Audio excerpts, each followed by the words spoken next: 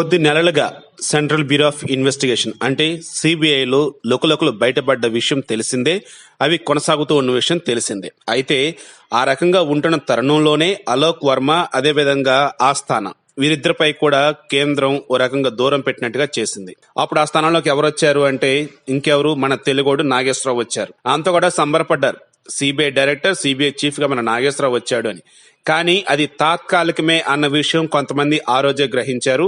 ఆ రకంగానే అలోక్ వర్మ సుప్రీంకోర్టులో పిటిషన్ వేయటం, దానికి తగ్గట్టుగానే నేడు తీర్పు రావటం జరిగింది. అసలు ఏం జరిగింది ఏంటి అన్నప్పుడు కేంద్ర దర్యాప్తు సంస్థలో ఇద్దరు ఉన్నత వ్యక్తులు అలోక్ వర్మ అదేవిధంగా రాకేష్ ఆస్థానా వీరిద్దరి మధ్య నెలకొన్నటువంటి వివాదంపై సుప్రీంకోర్టు కొద్ది నిమిషాల క్రితమే తీర్పిచ్చింది. అదేంటంటే అలోక్ వర్మను సెలవుపై పంపుతూ కేంద్రం తీసుకున్నటువంటి నిర్ణయాన్ని సుప్రీంకోర్టు తప్పుబట్టింది. తన విషయంలో కేంద్రం నిబంధనలు ఉల్లంఘించినట్లుగా అలోక్ వర్మ చేసిన ఆరోపణలతో కోర్టు ఏకీభవించి ఆ ఉత్తర్వులను కొట్టేసింది. దీంతో తిరిగి central bureau of investigation chief గా అలోక్ కొనసాగనున్నారు. సో నిజంగా ఈ తీర్పు కేంద్రానికి చెంపదెబ్బ లాంటిదని కాంగ్రెస్ వాళ్ళు అదేవిధంగా మిగతా మంది విశ్లేషకులు కూడా అంటూ ఉన్నారు. ఇంతకీ వాస్తవం ఏమిటాయి అన్నప్పుడు మన భారతదేశంలో అత్యున్నతమైనటువంటి ఎన్ఫోర్స్మెంట్ డైరెక్టరేట్ ఈడీ, అదేవిధంగా ఇన్కమ్ ట్యాక్స్, తర్వాత సెంట్రల్ బ్యూరో ఆఫ్ ఇన్వెస్టిగేషన్, అదేవిధంగా సెంట్రల్ విజిలెన్స్ కమిషన్, ఈ నాలుగు పిల్లర్స్ లాగా పనిచేస్తూ ఉంటాయి. దేశంలో ఎటువంటి అవినీతి ఏది జరగకుండా.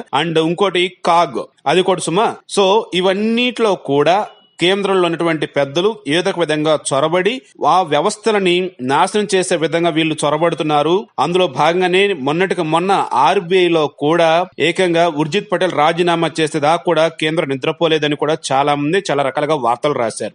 వీటన్నిటి వెనుక కూడా కేంద్రంలో ఉన్నటువంటి పెద్దలకి సరైన అవగాహన లేకపోవటం, పాలనా పరంగా ఆర్థికంగా ఎటువంటి నిర్ణయాలు తీసుకుంటే మంచిది ఏంటి అన్న విధంగా వాళ్ళకి తెలియకపోవటం, వీటన్నింటి వల్లే ఈ రోజు ఇన్ని వ్యవస్థల్లో కూడా లోపాలు బయటపడుతున్నాయని, దేశంలో అత్యున్నతమైనటువంటి సెంట్రల్ బ్యూరో ఆఫ్ ఇన్వెస్టిగేషన్ లో ఒకరి మీద ఒకరు కేసులు తీసుకునే స్థాయికి దిగజారింది అంటే దానికి కారణం కూడా కేంద్రంలో ఉన్న పెద్దలే అని కాంగ్రెస్ వాళ్ళు అదేవిధంగా మిగతా పార్టీల వాళ్ళు కూడా అంటూ ఉన్నారు.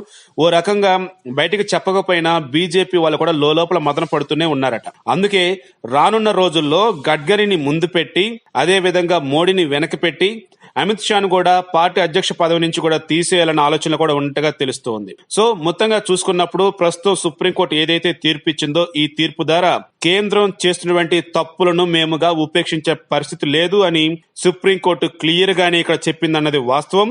అదే విధంగా ఇక నుంచి అయినా సరే కేంద్రం ఏవైతే అత్యున్నతటువంటి వ్యవస్థలు మన భారతదేశంలో ఉన్నాయో ఆ అత్యున్నత వ్యవస్థల జోలికి వెళ్లకుండా వారికే బాధ్యతలు కనుక అప్పజెప్పి వారి పని వారిని చేసుకొనిస్తే ఇక మీదటన్నా సరే మన భారతదేశం సవ్యంగా వెళ్తుంది అని చాలా మంది చెప్తూ ఉన్నారు. ఒక మాటలో చెప్పాలంటే కేంద్రం ఏ నిర్ణయం తీసుకున్నా సరే దానికి వత్తాసు పలికేలా సుప్రీంకోర్టు ఉండదు అని ఇక్కడ మరోసారి స్పష్టమైంది.